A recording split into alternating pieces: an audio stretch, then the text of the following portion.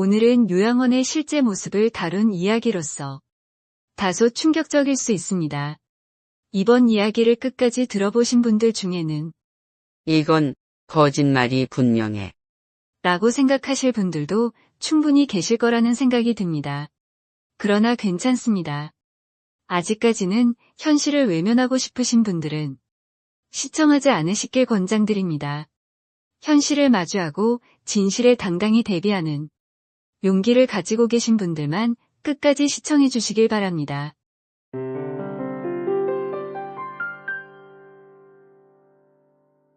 인생의 마지막 순간. 어떤 장소에서 무엇을 하고 있을까? 여러분은 곰곰이 생각해 보신 적이 있으신가요? 저는 홀로 남겨지더라도 나의 아늑한 보금자리 속에서 내가 먹고 싶은 것을 먹고 하고 싶은 일을 하며 지내다가 고요하게 내 인생의 마지막을 장식하고 싶습니다.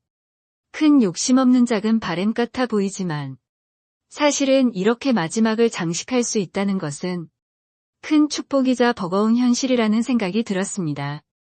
나이 먹고 건강과 돈을 잃고 심지어 가족까지 잃어버리고 요양병원이나 골방에서 비참한 최후를 맞이하는 분들도 정말 많습니다.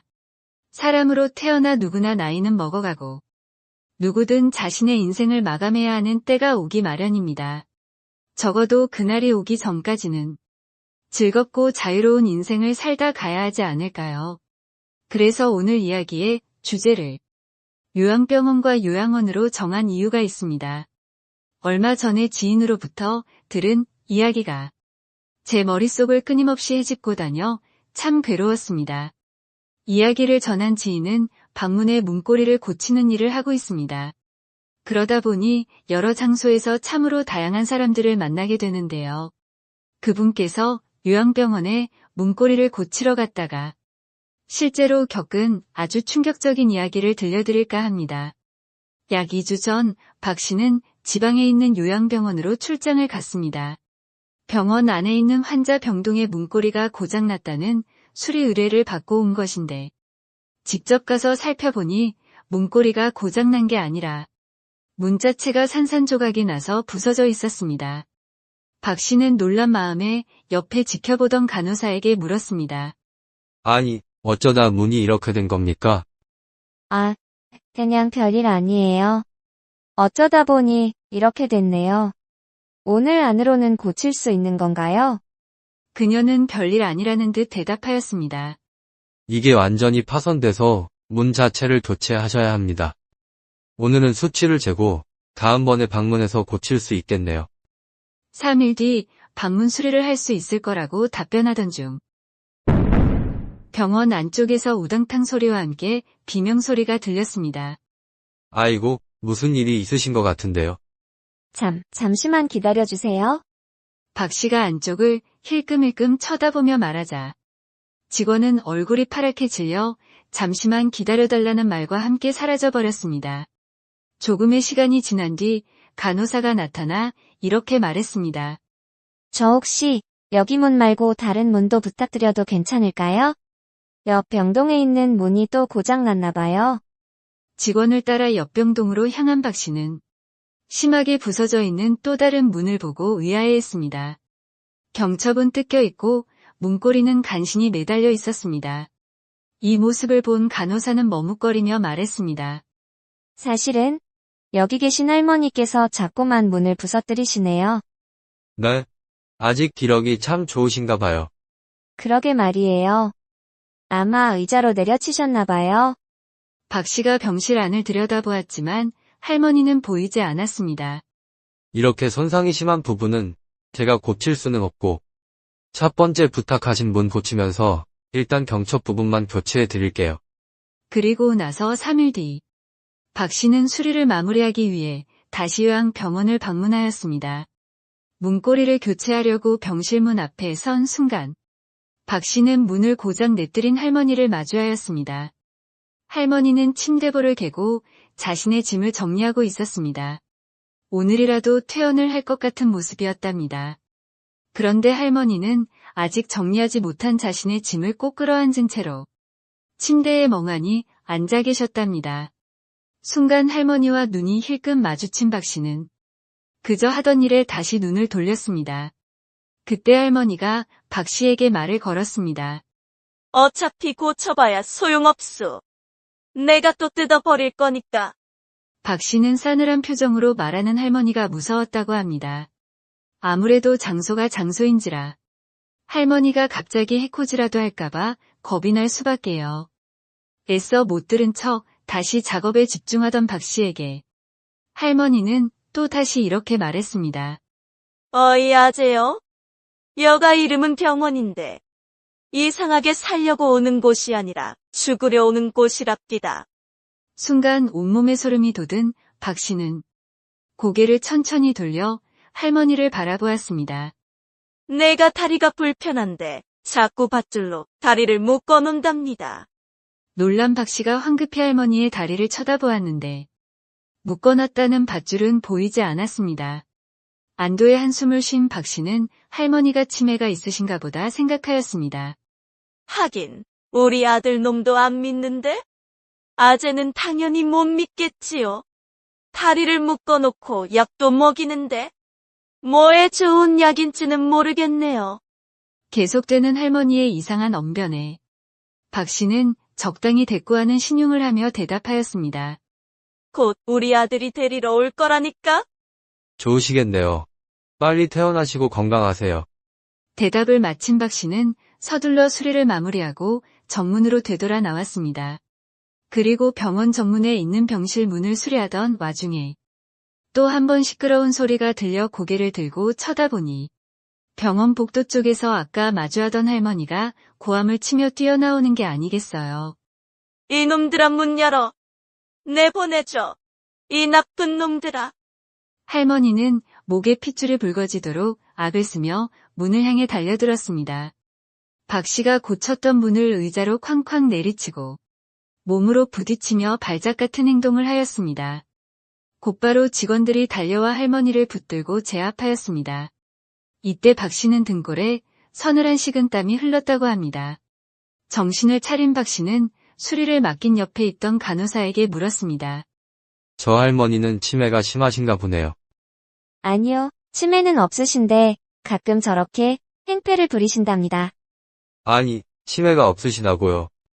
문을 부수는 행패를 부리시는데 정신이 멀쩡하다는 간호사의 말에 박 씨는 당황스러웠습니다. 밧줄로 다리를 묶는다는 말이며 이상한 약을 먹인다는 말이며 그냥 치매가 있으신 할머니가 이상한 말을 한다고만 생각했기 때문입니다. 간호사는 매번 행패를 부리는 할머니가 지겹다는 듯이 고개를 저으며 자리를 떠났습니다. 그러자 박 씨는 이 상황이 다르게 보이기 시작했습니다. 직원들에게 붙잡혀 있는 할머니의 바지춤이 몸싸움에 말려 올라가 있었는데 양쪽 종아리에 시퍼런 멍자국과 이리저리 쓸린 상처가 있었습니다. 꼭 밧줄에 묶여서 발버둥치며 생긴 상처처럼 할머니는 건장한 직원들의 우악스러운 손길에 병원 안쪽으로 끌려 들어가셨습니다. 박 씨는 두려운 생각이 머릿속을 가득 채워 작업을 서둘리 마무리하는 손길을 분주히 했다고 합니다. 작업을 마무리하고 방에서 나오는데 복도를 걷고 있는 한 직원의 전화 소리가 들렸습니다. 보호자한테 전화했어. 뭐라 그래. 이번에도 그냥 신경안정제 놔달라고 하지. 야, 웃기지 마라. 여기다 부모 던져놓고 한 번도 안 찾아왔는데 이제서야 오겠니? 소곤소곤 지나간 직원의 전화 통화는 박 씨의 귓가에 천둥번개가 치는 소리처럼 생생하게 들렸다고 합니다. 이야기를 다 듣고 나니 어떠신가요? 저는 이 이야기를 다 듣고서 혼자서 무척 괴로웠습니다. 요양병원이 지금 시대에 고려장이라는 이야기를 얼핏 들은 기억이 있었는데 이번 이야기처럼 가슴 깊이 사무치게 와닿았던 적은 없었던 것 같습니다. 사람은 누구나 나이가 들고 노화가 되며 결국 노인이 된답니다. 어린 시절의 저 또한 젊음이 이렇게 빨리 사라질 줄은 몰랐습니다. 하지만 세월의 시간은 내 생각보다 더 빠르게 흘러가 버렸습니다. 세월이 흐름에 따라 나이가 들면 결국 혼자가 됨을 깨달았습니다. 그러나 이번 이야기에 나오는 할머니처럼 강압적으로 자유를 빼앗긴 채 비참한 노후를 보낸다는 상상은 한 번도 해본 적이 없었습니다. 그러나 곰곰이 생각해보니 사연 속 비참한 주인공이 반드시 나를 피해갈 거라는 확신은 없었습니다. 이야기 속 할머니도 자신의 미래에 이런 장면을 떠올리지 못했을 겁니다. 그래서 오늘 이야기를 여러분들께 전해드리며 저 또한 다시 한번 깊게 생각해 보게 되었습니다. 비참한 마지막을 보내고 싶지 않다면, 싸늘한 병원에서 내 인생을 마무리하지 않으려면 과연 어떻게 해야 할지에 대해 다시 한번 생각을 정리하게 되었습니다. 첫 번째 가장 중요한 것은 바로 돈이라고 생각합니다. 안타깝지만 현실은 냉혹하더군요. 돈 있는 부모가 자식에게 버림받았다는 이야기는 단 한 번도 들어본 적이 없습니다. 내 몸 하나 건사하게 노후를 보낼 수 있을 만큼의 자금은 반드시 있어야 합니다. 우리는 젊음을 자식을 위해 바쳤지만 우리의 자식은 또 그들의 자식들에게 젊음을 바쳐야 합니다. 그때 부모는 적어도 짐으로 여겨지지 말아야 합니다. 단순히 자식을 위해서가 아니라 나 자신의 마지막 삶을 위해서는 돈이라는 존재가 반드시 필요합니다. 그러려면 노후에 대한 준비가 되어 있어야 할 텐데 우리나라에 노후 걱정이 전혀 없는 사람들은 많지 않습니다. 그러니 내 몫은 주지도 빼앗기지도 마시고 온전히 챙겨두시길 바랍니다. 두 번째로 가장 중요하고 빠질 수 없는 것은 바로 건강입니다. 내 건강은 타인이 지켜주지 않습니다. 내 건강 내가 지키는 것입니다. 요즘 시대에 가장 무서운 말이 있습니다. 바로 유병장수라고 하더군요. 요즘 시대를 100세 시대라고 부르며 과거에 비해 더욱 오래 살기는 하지만 큰 병에 걸려 몸도 마음도 아픈 상태에서 오래 살면 그것이 얼마나 큰 불행이겠습니까? 건강에 좋다는 비싼 영양제부터 구입할 것이 아니라 가장 기본적인 것부터 지켜야 합니다. 술, 담배를 멀리하고 좋은 음식 먹고 운동하며 살아야 꿈에 들이던 무병장수의 근처라도 갈 수 있다고 생각합니다. 그러나 건강을 위해 열심히 노력해도 모든 병으로부터 완전히 안전하지는 않더군요. 그럴 때에는 부지런히 병원에 다니는 게 좋습니다. 과거에 저 또한 그랬듯이 아파도 그냥 대수롭지 않게 넘기고 병원과 원수진 듯이 사는 분들이 참 많으신 듯합니다. 나이 먹으면 아픈 것이 정상이겠지 생각하고 대충 집에 있는 약만 먹으며 살아가고 계시진 않으신가요? 건강만큼 나도 모르는 사이 물거품처럼 사라질 수 있는 것이 없더군요. 크게 아파본 사람들은 있는 돈을 다 주어서라도 건강만 다시 살 수 있다면 소원이 없겠다고 말씀하십니다. 가지고 있을 때 지금이라도 잘 지키셔야 합니다. 그리고 마지막으로 가장 중요한 것이 있습니다.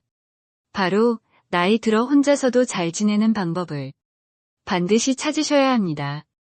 내가 주변 사람들에게, 가족들에게 짐이 되지 않으려면 경제적으로, 정신적으로 주변으로부터 완전히 독립할 수 있다면 요양병원이 무서울 이유는 전혀 없답니다.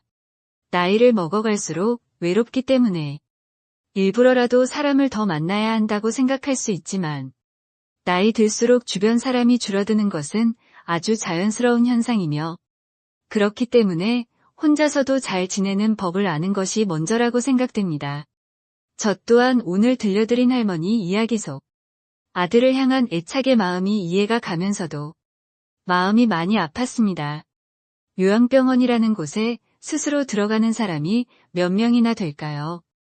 아픈 노인을 고쳐준다는 명분으로 자식들 손에 이끌려 마지못해 가는 곳으로 생각됩니다. 물론 세상 모든 요양병원이 오늘 소개드린 이야기 속 장소처럼 참혹하진 않겠지만 그럼에도 불구하고 저는 그곳에 가고 싶지 않습니다. 적어도 내가 머물렀다 가는 곳, 내 인생의 마지막 장을 새길 장소는 스스로 정하는 사람이 되고 싶습니다. 이 영상이 끝나더라도 인생의 마지막 순간, 나는 어떤 장소에서 무엇을 하고 있을까? 곰곰이 생각해 보시길 바랍니다. 만약 인생의 마지막 장을 새길 장소를 스스로 정하는 사람이 되겠다고 다짐하셨다면 궁극의 지혜는 여러분의 마지막까지 함께 공부하며 행복을 응원하겠습니다. 진심으로 항상 건강하고 행복하시길 바랍니다.